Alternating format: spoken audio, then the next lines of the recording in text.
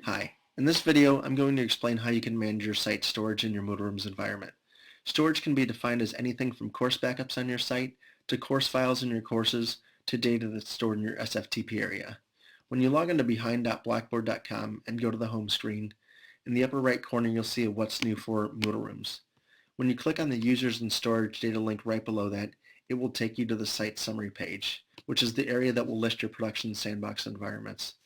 In addition to those URLs, it also shows your purchased disk storage and actual disk storage and some other information. Next, I wanted to show you a couple things in your Moodlerooms environment that will be helpful to manage your site storage. The first being how to manage your logs. As you might be aware, logs collect every click made on your site by users.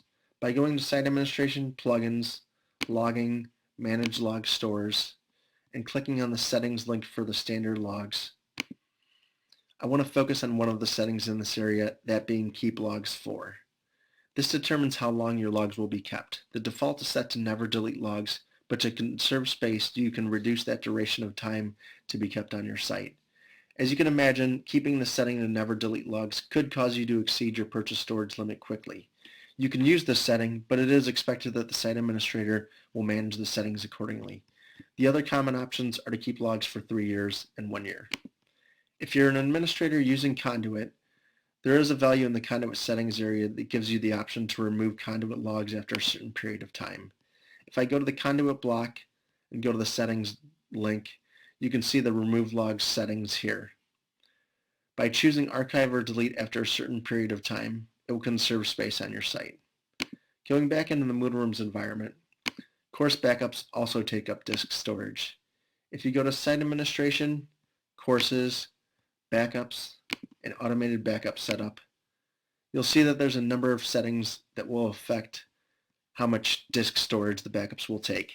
In particular, the two most important settings that we recommend are the automated backup storage and saving the backups to the specified directory for automated backups.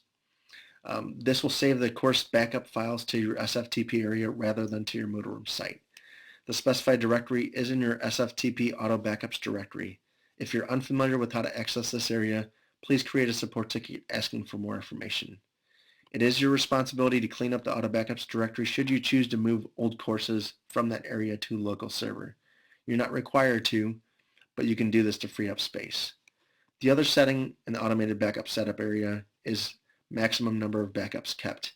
As you can imagine, the more course backups you keep for each course, the more storage you're using. Individual course backups also take up space. If you go into a course and go to the course administration area and click on Restore, that area will list any course backups for that particular course. As you can see, I have 5 here. To manage these backups, click on the Manage Backup Files button here, and that's where you can delete those backups if they've been saved to an individual's workstation and are no longer needed. You might want to put a policy in place so that instructors can only keep a limited number of backups. If you're interested in receiving a report to find out the size of each course in your site, please create a support ticket behind the Blackboard and we'll assist you with that information. Lastly, as of Moodlerooms 2.x, you can find storage usage information in the Site Administration, Moodlerooms, File Storage Usage area. As you can see in this area, it lists your purchased disk storage, total storage you're using, and it also has a breakdown of how the total storage you're using is being calculated. We hope this information is helpful. If you have any questions about any of this information, please contact us. Thank you.